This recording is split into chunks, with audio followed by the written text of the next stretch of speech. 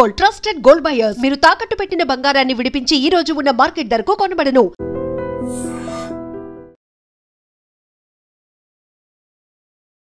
నమస్కారం, welcome to I dream. ధర్మ మార్గం విత్ విజిత కార్యక్రమానికి స్వాగతం.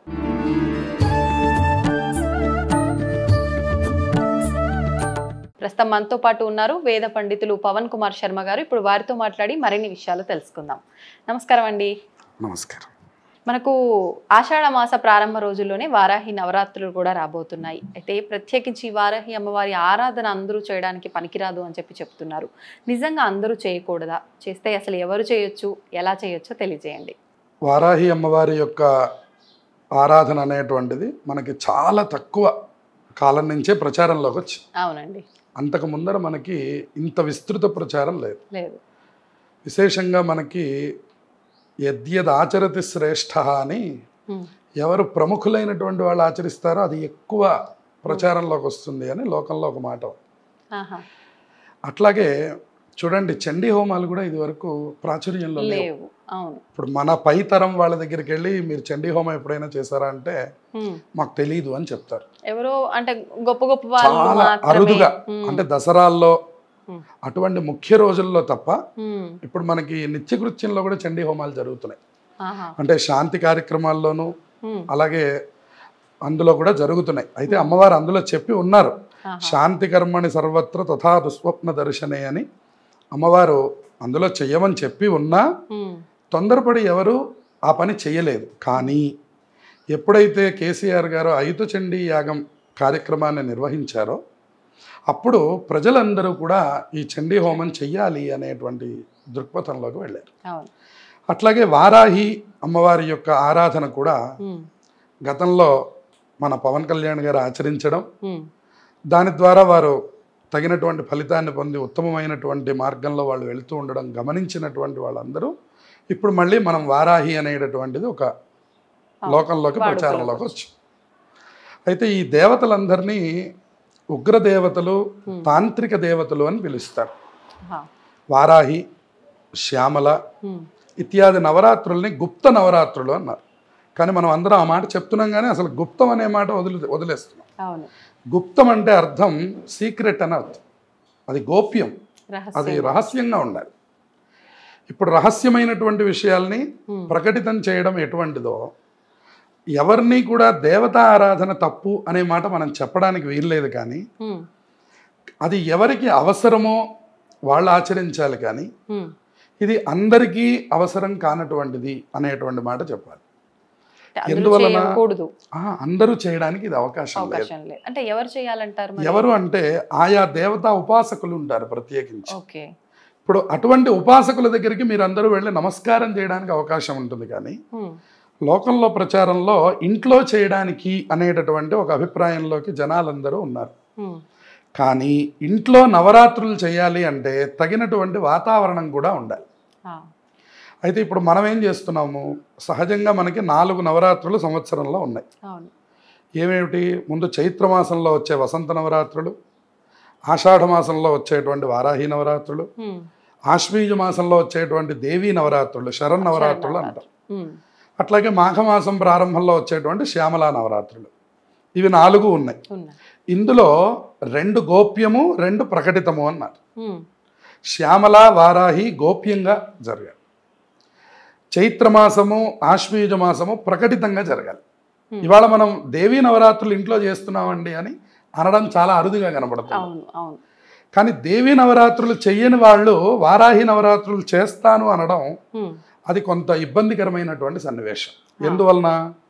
లలిత ఆరాధన లేకుండా మీరు వారాహి అమ్మవారి ఆరాధన కనుక చేసినట్లయితే ఒక్కొక్కసారి మనకి ఇబ్బందులు కలిగేటువంటి అవకాశాలు కూడా ఉంటాయి.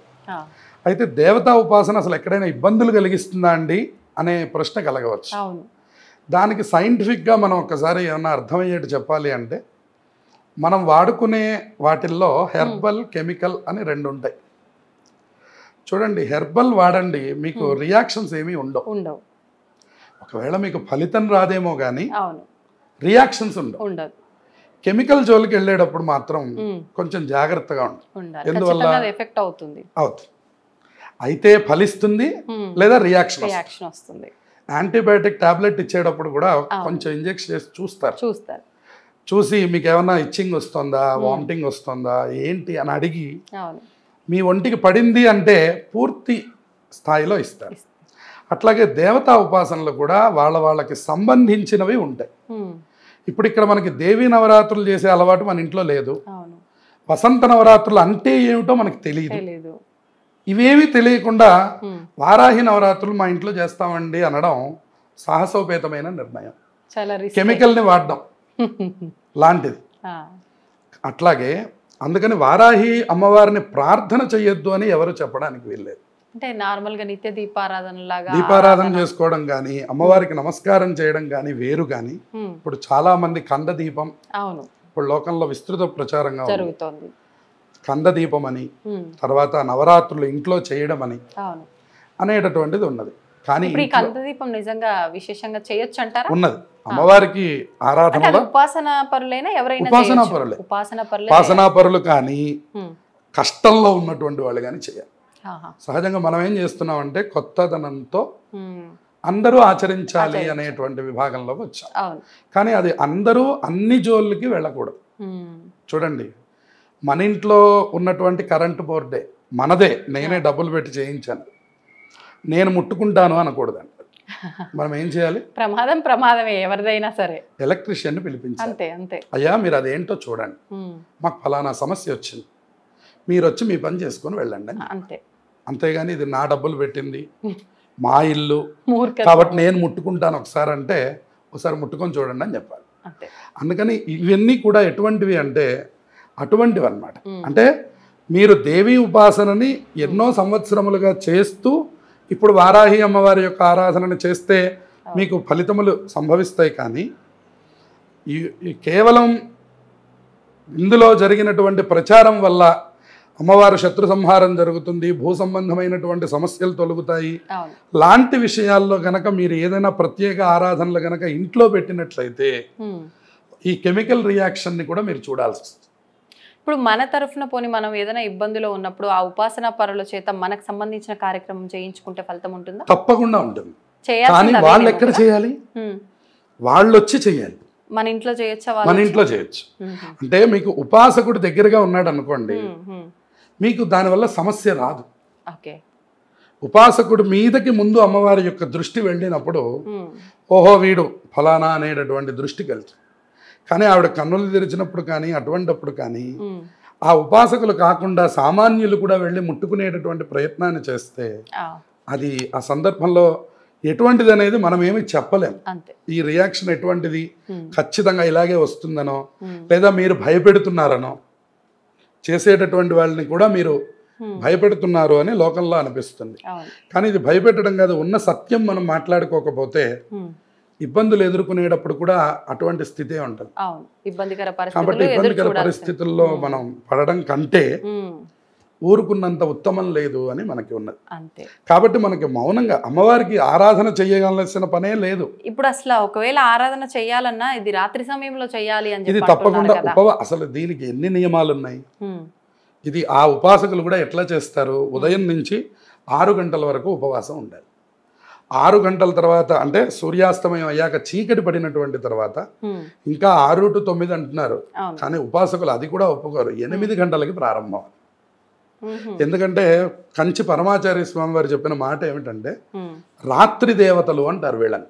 అందుకనే మీకు కాశీలో కూడా వారాహి అమ్మవారు క్షేత్రపాలకురాలు.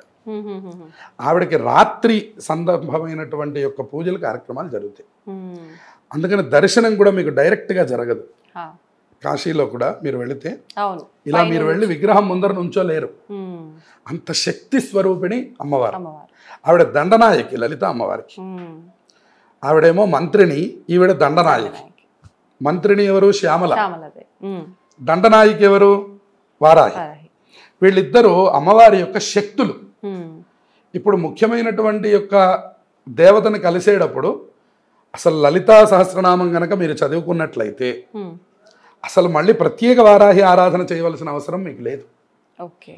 మీరు వారాహి అమ్మవారి చిత్రపటం పెట్టుకున్నా కూడా సామాన్య గృహిణులకి మనం ఇచ్చేటటువంటి సూచన ఏమిటి అంటే మీరు పెట్టుకోవడం వారాహి అమ్మవారి యొక్క చిత్రపటాన్నే పెట్టుకోండి. ఆవు నేతితో దీపారాధన చేయండి. సహజంగా వారాహి ఉపాసనలో విప్ప నూనె వాడతారు, విప్ప నూనె. కానీ ఆ ఉపాసన లేనటువంటి వాళ్ళు ఆ దీపారాధన చేయడాన్ని పెద్దలు అంగీకరించలేదు. అందువల్ల అన్నిటికీ మూలమైన లక్ష్మీప్రదమైనటువంటి దీపం ఆవు నేతితో చేసేటటువంటి దీపారాధన. వారాహి అమ్మవారి చిత్రపటాన్ని ఇంట్లో పెట్టుకొని ఆవు నెయ్యి దీపారాధన చేసి, అవకాశం ఉన్నటువంటి స్త్రీలు కానీ పురుషులు కానీ 9 రోజుల పాటు అసలు మీరు దీక్షగా ముందు లలితా సహస్రనామం చదవడం నేర్చుకోండి. అంతకంటే గొప్పదైనటువంటిది ఏది ప్రపంచంలో లేదు. వారాహి అమ్మవారు, ఆ అమ్మవారికి ఒక అంగదేవత. ఇప్పుడు అంగదేవత ఉపాసననే మీరు గొప్పదన్నప్పుడు ముఖ్య దేవతా ఉపాసన ఇంకా ఎంత గొప్పది. అంతే కదా.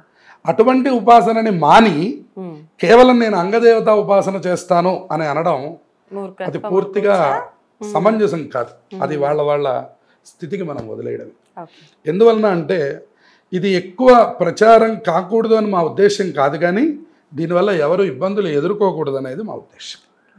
అందువల్ల ఖచ్చితంగా ఇది అందరూ చేసే ఉపాసన కాదు అనేటువంటి విషయాన్ని బాగా తెలుసుకొని తప్పకుండా మీరు ఆ 9 రోజులు దీక్ష చేయగలిగితే భోజనాది నియమాలు కూడా లేవు. స్నానం చేసి శుభ్రమయ్యి ప్రతిరోజు రాత్రి 8 గంటలకు కూర్చొని, కుటుంబం అంతా చేరతారు నా ఉద్దేశం 8 గంటలకి, అందరూ కూర్చొని అమ్మవారికి ఒక ఆవు నెయ్యి దీపారాధన చేసి ఆ వారాహి అమ్మవారిని ప్రార్థన చేసి అమ్మవారికి ఒక్క లలితా సహస్రనామం పారాయణ చేయండి. మీరు అద్భుతమైన ఫలితాలను చూస్తారు. మానకుండా 9 రోజులు చేయండి. ఈ నవరాత్రులు 9 రోజులు కూడా. విశేషించి ఆషాఢ మాసం అంటేనే మనకి విశేష మాసం అమ్మవారి ఉపాసన. మన తెలంగాణ ప్రాంతంలో బోనాలు, అమ్మవారికి విశేష ఆరాధనలు చేయడం మనం చూస్తాం. కాబట్టి ఈ సందర్భంలో మనం ఏ రకంగా అమ్మవారి ఆరాధన చేసినా అమ్మవారు మనల్ని అనుగ్రహిస్తారు.